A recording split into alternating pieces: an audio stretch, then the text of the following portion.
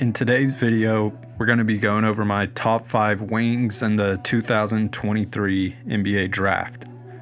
If you haven't already, check out my videos on my top 5 guards and my top 5 combo guards, because after today's video, all I'm going to have left is my top forwards and my top bigs. So if you have any ideas for new types of content that you'd like to see, be sure to leave a comment. With all that being said, let's get into the rankings. My first honorable mention is Emoni Bates out of Eastern Michigan. After reclassifying a year ahead and starting his freshman year at Memphis early last season, Bates was really underperforming for a big majority of the season.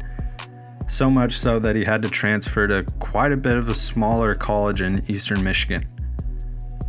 I was a big believer in him and was honestly pretty surprised by his productivity at Memphis, but I still think he has that top tier shot creation ability that could make him an impactful player at the NBA level. At the moment, his calling card is really just his scoring, but I think that that's enough for NBA teams to be willing to take a chance on him.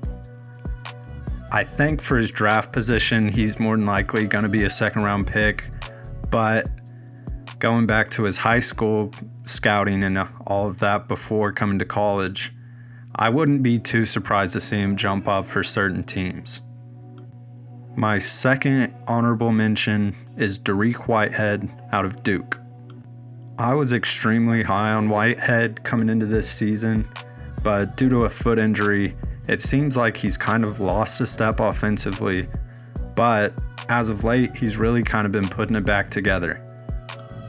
I'm really still a believer in his all-around game, and I think NBA teams should be willing to get over a lot of the college productivity issues if they feel like his potential for injury really isn't as bad as it seems. I would be comfortable taking him late lottery, but I think he'll probably end up going somewhere from late lottery to early 20s. Getting into my top 5 wings, my number 5 ranked player is Jett Howard out of Michigan. As a 6'8" freshman who can knock down threes, I think a lot of teams will be more than happy to get a chance at taking Jett Howard.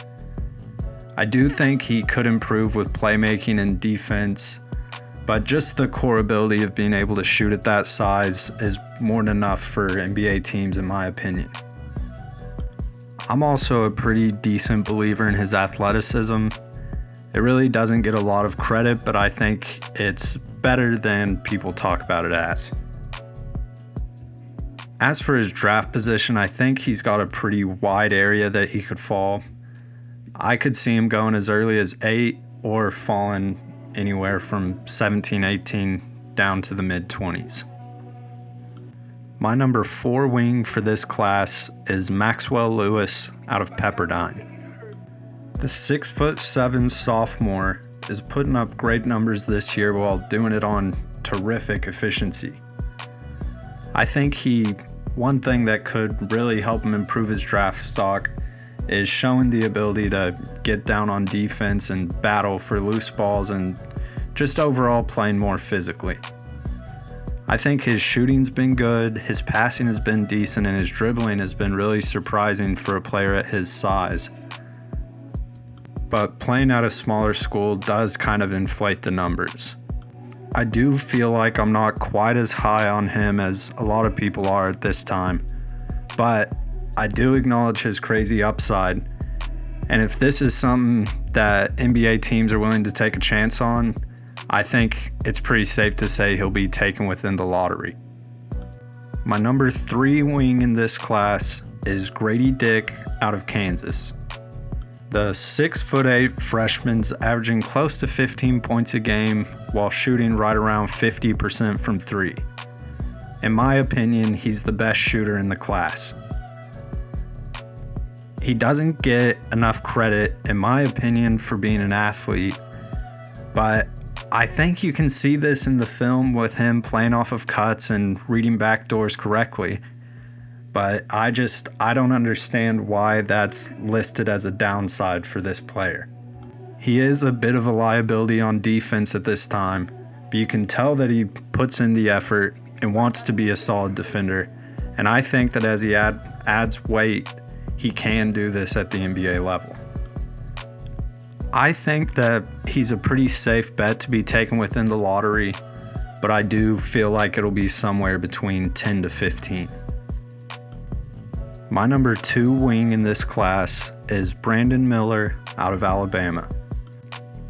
Miller has been maybe the most eye-catching freshman so far this season, putting up right around 19 points a game while playing for one of the best teams in college. I think his defense could definitely improve, and as I said for the last player, I think adding weight and physicality at the next level will definitely help with this. He's a knockdown shooter, whether that be from 3 or pull-ups mid-range, but I think he does need to improve playmaking to be as effective as he could be at the next level. But even without this, I think he's a tremendous role player, if nothing else, to have on your team. I would be more than comfortable taking Brandon Miller in the top 5, but I think it could be more of a fit and ideology thing for certain teams. My number 1 wing for this class is Ausar Thompson out of the Overtime Elite. At the start of the season, I really wasn't as high on either of the Thompson twins as most people, mainly just due to the fact that they're playing in the Overtime Elite, and I just still don't trust that level of competition to give a clear picture of what a player can do. With that being said, what he is doing in the Overtime Elite is absurd. His stats at the moment are 18 points, 8 rebounds, 5 assists, 2.5 steals, and 1.5 block. I don't care where you're playing, those numbers are insane to be putting up. His big setback coming into this season was his shooting, but he's really made some great improvements on this so far this season. The biggest difference that people point out between his brother Amin and him is that Amin's a better playmaker. But I think Ausar's a great playmaker too. He's definitely shown flashes this season. I think he just plays more off ball in this system, and I do think that fits him better than being a primary ball handler. I really don't see him at this point of the season falling outside the top 5. This wraps up my top 5 wings for the 2023 NBA Draft. I hope you enjoyed the video, and be sure to leave a comment of your thoughts on my current top 5. Make sure to like, comment, and subscribe. This is Jace. Until next time, thanks for watching Plus Basketball.